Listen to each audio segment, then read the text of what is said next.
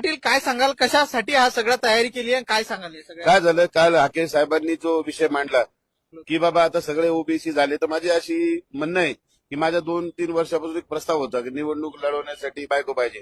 तर हाके साहेब फार बुद्धिवान आहे, म्हणून मला असं वाटलं की त्यांची बहीण फार बुद्धिवान असेल आणि त्यांच्या आत्याची, काकाची, मामाची, मावशीची, सावत्र कोणती बहीण आपण करू शकतो, काही प्रॉब्लेम नाही.